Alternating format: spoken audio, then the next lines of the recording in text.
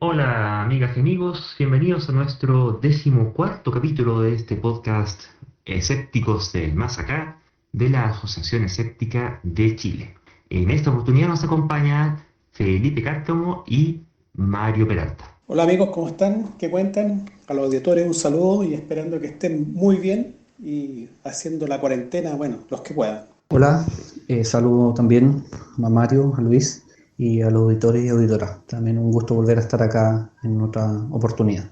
Como siempre, más quizás todavía ahora a propósito de toda la crisis que ha significado la pandemia, el escepticismo ha tenido mucho material para producir podcasts como este y tenemos en esta oportunidad una selección de varios temas. Bueno, lo primero que queríamos comentarles o que se haya notado ciertamente es que este podcast lo estamos empezando a dividir en secciones para que sean un poquito más digeribles por tramos, ¿sí? Así que vamos a mantener esa política en esta ocasión y si no les parece, bueno, háganoslo saber mediante los comentarios. En temas de educación, la Organización de las Naciones Unidas para la Educación, la Ciencia y la Cultura, UNESCO, concretó un acuerdo con la agrupación Fact Checker, que ya tiene algunos meses funcionando, que se dedican a, bueno, como el nombre lo dice, a verificar hechos para promover en los escolares y educarles acerca de las noticias falsas y promover el pensamiento crítico. ¿Qué les parece? Bueno, en lo personal, claramente la noticia me parece muy buena, que una organización importante como la UNESCO destine presupuesto para educar a los escolares, niños y niñas en etapa escolar, para formarlos y desarrollar en ellos habilidades y competencias que le permitan detectar noticias falsas. Me parece una muy buena noticia. Una pequeña corrección: la organización que estableció esta alianza con la UNESCO se llama Chequeado, latinoamericana, colombiana si no me equivoco, y efectivamente se destinó presupuesto. Yo estuve mirando la página, el portal que crearon, y ya empezaron a subir material educativo. Supongo que con esta alianza y con el financiamiento que esa alianza implica, van a disponer de mucho más recursos para pagarle a profesionales y seguir elaborando material educativo, porque muchos docentes pueden ser conscientes de la importancia de este tema de la noticia falsa en algunas áreas o subsectores educativos más que otros, pero no necesariamente disponen del tiempo ni de los recursos para elaborar material, ¿ya? Y que haya una organización que elabore material, lo ponga a disposición y lo libere para que sea descargado y trabajado por los docentes, me parece una muy buena noticia, porque con la cantidad creciente de noticias falsas que existen, incluso hay proyecciones que estiman que en algún momento pueden circular más noticias falsas que noticias verídicas. Efectivamente es necesario desarrollar esas competencias, ¿ya? Para que estemos bien premunidos de herramientas cognitivas e intelectuales para detectar este tipo de engaños. Sí, concuerdo completamente contigo, Felipe, y encuentro que hay una cuestión que es un asunto de oportunidad, porque no es lo mismo intentar desconvencer a alguien o hacerle ver que ha sido engañado una vez que ya ha sido engañado, que entregar los elementos de juicio de forma previa, de modo que cuando se encuentren con la noticia falsa tengan mejores elementos para no creerlos en primera instancia. Esto debería ser algo así como una especie de vacuna intelectual, si uno quiere, ante el virus de la desinformación. De modo que se estaría haciendo, yo creo, sería una medida estratégica muy importante, así como los grupos religiosos estuvieron y han estado hasta el día de hoy, ¿cierto?, capturando el sistema educacional para promover la religión y que ha sido básicamente la forma en la cual la religión se ha podido propagar a lo largo de la historia. El que se pueda hacer esto a nivel de escuelas está maravilloso porque va a eh, inocular de forma temprana la capacidad de reacción a toda lo que llaman la infodemia, ¿cierto? Ahora, yo me pregunto dos cosas. Uno, si esto realmente funciona, ¿cuánto tiempo va a pasar antes de que los religiosos empiecen a oponerse? Porque, ¿qué pasa cuando se hace un trabajo de fact-checking a la Biblia o al texto religioso y a los milagros y ese tipo de cuestiones? Y segundo, ¿cuánto va a pasar antes de que los conspiranoicos, porque hay toda una industria montada en torno a esto, no empiecen también, su excusa de la libertad de enseñanza, a preocuparse de enseñar este tipo de ideas de forma muy temprana? Por ejemplo, como ocurre con los creacionistas que quieren tomar un sistema educativo en varias partes de Estados Unidos y, bueno, y algunos países más, y algunas cosas para acá en Chile también aparecen, de modo que llegan tempranamente antes de que llegue la ciencia. Bueno, el enseñar pensamiento crítico siempre es excelente, muy útil para los niños, para la vida en general. El problema es que siempre es un tema que no se aborda ni en la ciencia básica, ni en la enseñanza media, en ninguna parte. Eso, como te digo yo, tiene algo de conspiranoia. Espero que esto que está haciendo la UNESCO junto con Fact Checker tenga una buena llegada, digamos, y que los profesores lo logren usar y que lo usen en general. Bueno, claro, ahí va a haber un tema que va a ser duro de roer porque lamentablemente también suele ocurrir que los mismos profesores tienden a promover noticias falsas e ideas conspiranoicas dentro de la misma aula. ¿Cuántos casos no hemos sabido de profesores que promueven, no sé, flores de Bach o que derechamente, bueno, son creacionistas o profesores de religión, derechamente, ¿no? Que hacen su labor atornillando para el otro lado. Efectivamente, yo creo que si ese material se logra difundir lo suficiente y llega a una cantidad importante de docentes, a mí no me cabe duda que va a ser utilizado por muchos de ellos, no necesariamente por todos, ¿ya? Pero no me cabe duda que si llega una buena cantidad de docentes, de esos docentes a quienes llegó, también una buena parte va a darle un uso al material. ¿Ya? Porque el material está bien elaborado, un material que está muy bien hecho en términos gráficos, de contenido, así que considero que eso sí se le sacaría provecho. Lo que sí me gustaría destacar que claro, si bien es cierto, es necesario formar en estas habilidades, sobre todo para detectar noticias falsas que circulan a raudales por las redes sociales, que son una de las plataformas en las que más se desenvuelven los jóvenes actualmente, jóvenes que tienen hasta ahí un celular, por supuesto. Pero es interesante ver cómo dentro de noticias falsas que difunden hay algunas que cuestan mucho más que los estudiantes acepten, los estudiantes e incluso los docentes, como menciona Luis, acepten la falsedad de ciertas noticias. Por ejemplo, todas aquellas temáticas que nosotros, las personas, tenemos alguna posición con la que nos identificamos al punto de considerarlo un componente importante de nuestra identidad, por ejemplo, una posición política, por ejemplo, una posición religiosa, o también alguna posición, no sé, espiritual o se le quiera llamar, mucha gente le llama espiritual, mucha gente aunque vea refutada cierta información que es contraria a esa idea, a veces igual existe una resistencia psicológica importante, porque de una u otra forma vemos que al señalar esas noticias como falsas, sentimos que somos nosotros quienes estamos siendo cuestionados, porque algo en lo que creemos se está mostrando como algo falso o algo nocivo.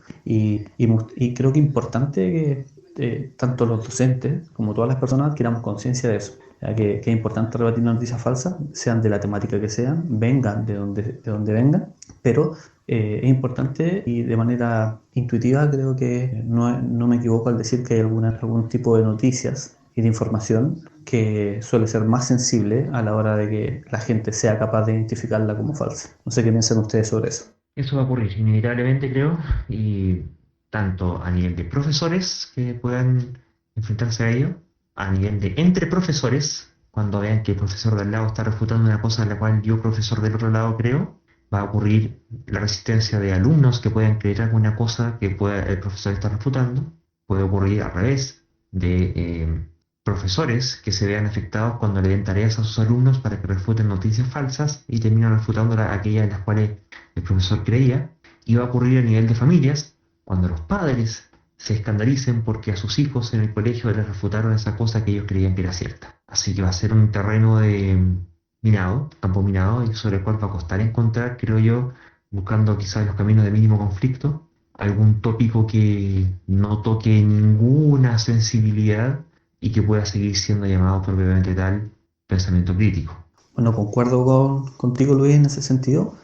Dicho sea de paso, yo ni siquiera creo que sea necesario evitar esos tópicos. Yo considero que si el abordar estas temáticas y de una u otra forma pasar a llevar las sensibilidades en las creencias de algunas personas, es un proceso necesario que tiene que llevarse a cabo en la sociedad. Finalmente tenemos que discutir de aquellos de los que tenemos diferencias y esa discusión no puede estar exenta de una crítica respecto de la veracidad o la falsedad de la información que apoya nuestras posiciones. Así que ese tipo de conflictos yo considero que no son conflictos que debiésemos evitar, pero sí son conflictos que debemos administrar de manera tal que no terminemos viéndonos como personas, ni pasándonos a llevar como personas, ni mucho menos nuestra integridad física y psicológica, pero sí teniendo las discusiones, dando esas discusiones, identificar la veracidad o falsedad de las afirmaciones que sustentan, para que el debate suba de nivel y den discusiones mucho más interesantes y seamos capaces de desarrollar posiciones sobre distintos temas mucho mejor fundadas. Ahora, al menos parcialmente, lo que explícitamente están postulando en esta iniciativa, específicamente se quieren referir al tema de identificar y contrastar fuentes, que debiera ser un poco menos peliagudo, pero claro, a final de cuentas, si en última instancia eso va a llevar o no a la refutación de una idea de la cual uno está enamorado, se va a rechazar o aceptar la fuente que a conveniencia. Eso igual va a ser un tema, pero de todas formas puede haber ciertos elementos rescatables que se puedan aplicar de forma más bien universal a todas ellas. Si bien este tema es transversal a todos los ramos que se enseñan en la escuela, de hecho casi todos están relacionados de alguna manera con ciencia, bueno, con la verdad en general. Hay un ramo en particular que es donde debería hacerse más profundo, que es el ramo de filosofía. En filosofía no solamente debería enseñarse esto, sino que además las falacias y todo ese tipo de cosas. El cómo conversamos y cuándo podemos detectar si la gente incurre o no, por ejemplo, en falacia.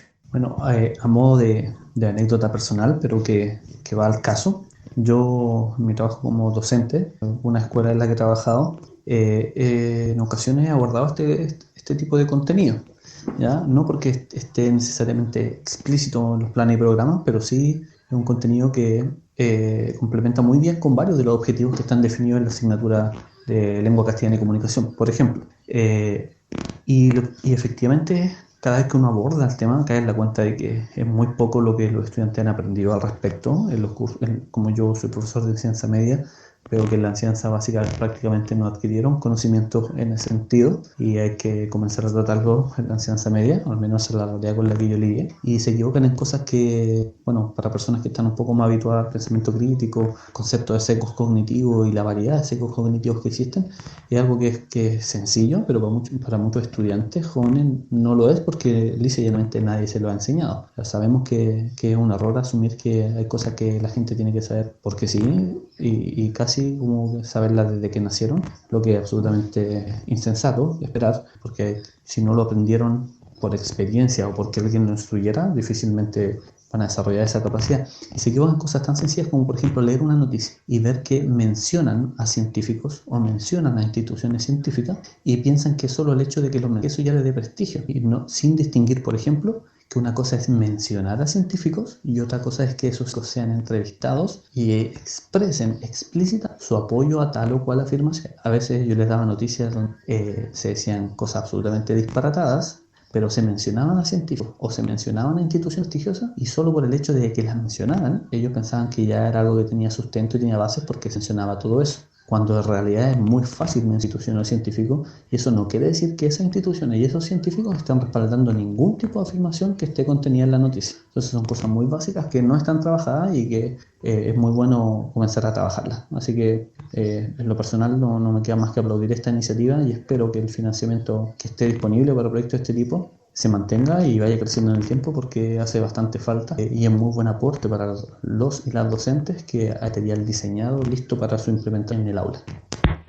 Bueno, y a estas alturas ya incluso deberíamos ir pensando en extender el concepto de aula, porque habitualmente pensamos en este esquema de profesor adelante, con los alumnos adentro de la sala, pero en el contexto de la pandemia va a pasar un buen tiempo antes de que eso vuelva a como era antes, por lo menos hasta que no haya una vacuna, y hay que ver cómo eso se puede proyectar en enseñanzas virtuales, ¿cierto? Porque a propósito de ello, apareció un estudio en Francia que vendría a decir que, grosso modo, los niños no son los que contagian o dispersan el coronavirus, porque al momento de empezar a mirar cuáles eran las tasas de infección entre hijos o niños y padres, o colegiales y padres, se encontró que en el caso de los niños que tenían hijos infectados, el 67% 61% de los padres también lo estaba, en comparación con aquellos hijos saludables, de los cuales solamente el 7% de sus padres estaba contagiado. Y lo que esto sugeriría es que en realidad, según la noticia, más bien serían los padres quienes contagiarían a los niños y no al revés. Bueno, estas noticias normalmente están saliendo en esta pandemia, pero siempre tienen un comentario al final, que hay que seguir haciendo estudios. Por supuesto, o sea, lo que plantea el artículo es que los padres en realidad contagian, o sea, los adultos contagian a los niños y no viceversa.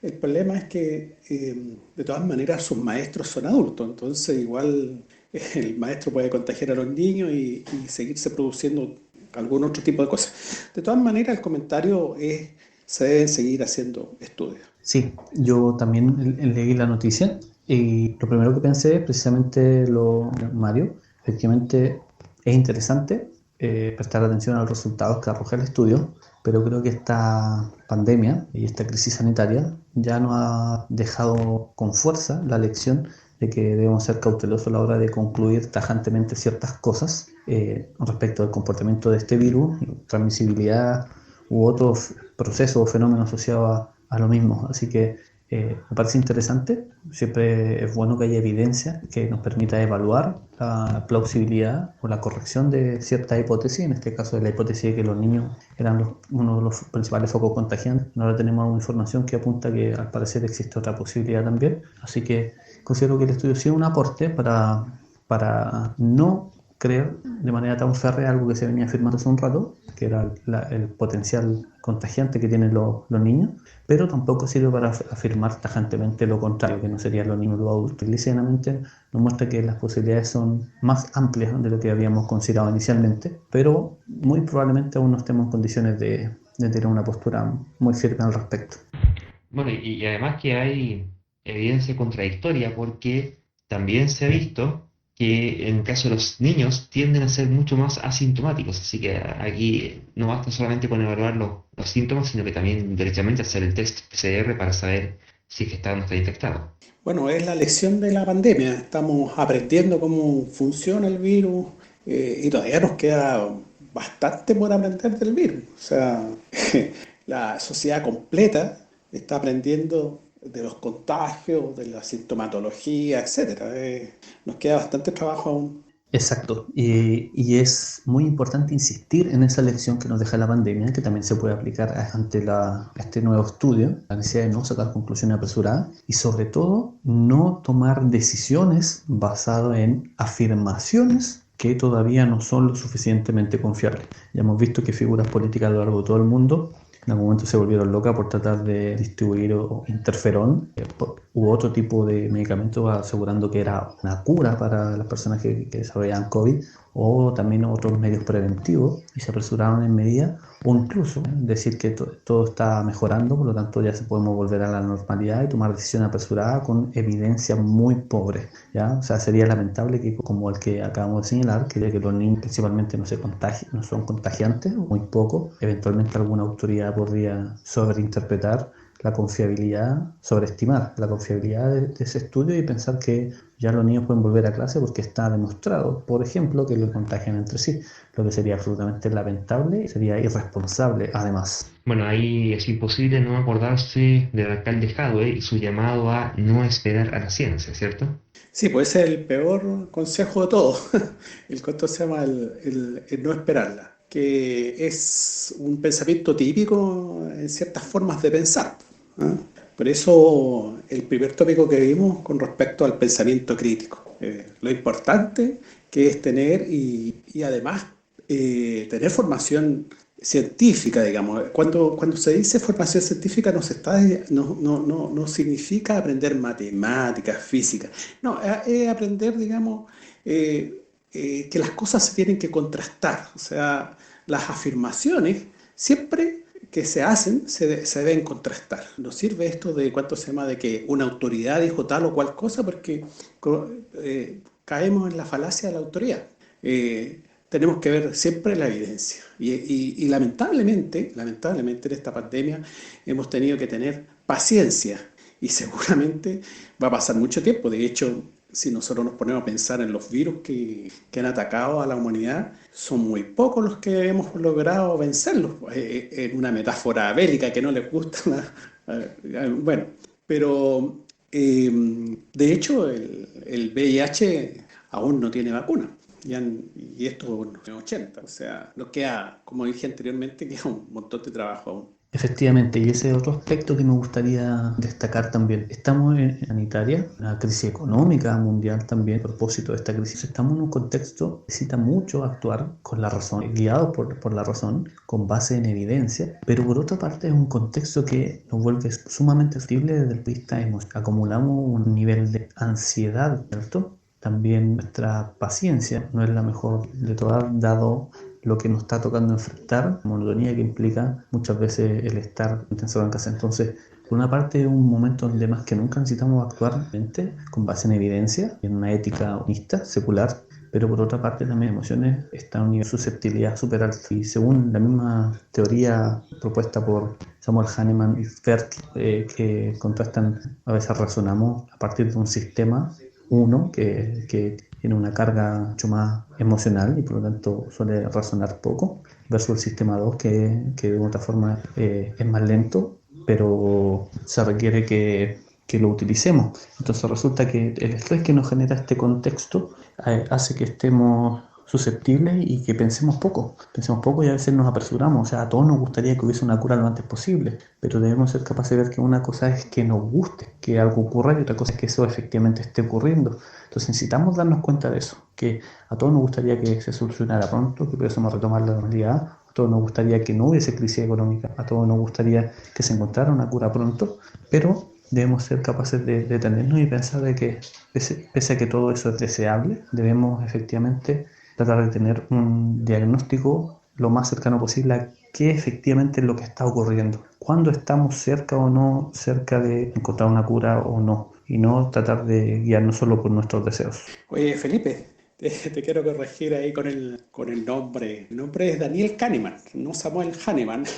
Daniel Kahneman, premio Nobel de Economía, ¿no? Que él determinó, echó abajo este supuesto del comportamiento racional cuando uno va a comprar, que la gente se comporta en forma, el agente económico se comporta en forma racional.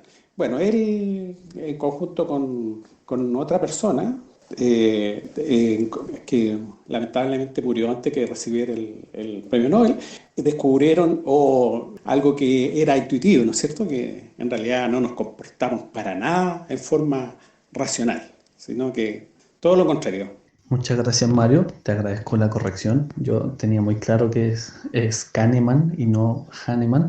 Pues resulta que como estoy haciendo mi tesis sobre la homeopatía y las controversias científicas que suscitó en el siglo XIX, la verdad es que tengo el nombre de Samuel Hahnemann pegado. Gracias por la corrección. Y claro, mi comentario finalmente apuntaba a eso. Como Kahneman, Tversky y otros investigadores cercanos mostraron que muchas de nuestras decisiones, la verdad es que están más impulsada por cuestiones más emocionales o por heurísticas que hemos adquirido los seres humanos a lo largo de nuestra historia evolutiva y cultural, evolutiva biológica y evolutiva cultural, que hacen que a veces funcione una especie de piloto automático en la toma de decisiones o en el proceso de sacar conclusiones, y muchas veces eso no es todo lo riguroso que se requiere para enfrentar las circunstancias. No obstante, eso no implica que no podamos analizar racionalmente.